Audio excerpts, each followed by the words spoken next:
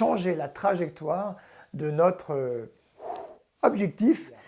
Le deuxième point qu'on a vu hier, qui est le résultat que nous avons, soit à la mi-parcours, soit à la fin de l'année.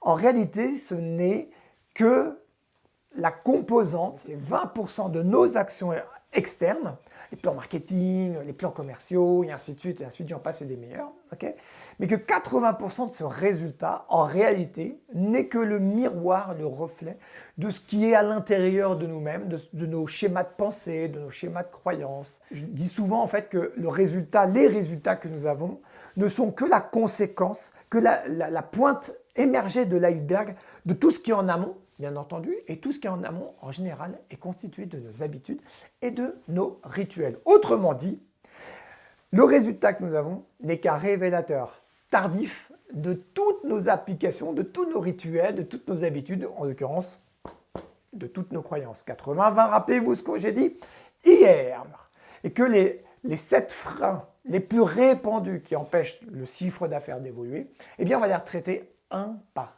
un. Premier grand frein habituellement listé pour les entrepreneurs, ou en tout cas listé pour ce qui nous empêche d'atteindre notre chiffre d'affaires. Le premier, c'est un équilibre entre le besoin de marché et la concurrence. Donc là, le deuxième grand frein, alors ça ne va pas parler à tout le monde, mais bon, je ne pense pas que ce soit la grande majorité, quoique, je ne sais pas ce que je ne sais pas. Donc, c'est les contraintes humaines. Alors donc, ça s'adresse aux personnes qui ont des équipes, le plus répandu.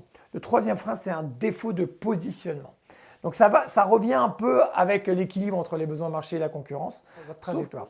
Quatrième, les offres non personnalisées. Je le disais il n'y a pas très longtemps, à vouloir parler à tout le monde, en réalité on parle à personne. Le cinquième, c'est le manque de clients. Bon, alors celui-là, il est un peu générique, j'allais dire, hein, surtout en temps de... Sixième frein, le manque de fidélisation des clients déjà existants. Donc, on a vu manque de clients, nouveau. Et puis, septième et dernier point qui nuit à l'évolution de notre chiffre d'affaires, ce sont les contraintes financières. Alors, le fameux « j'ai pas assez d'argent », je vous donne rendez-vous pour le prochain grand format, au mois de septembre, et c'est intitulé, c'est le Challenge Money Time.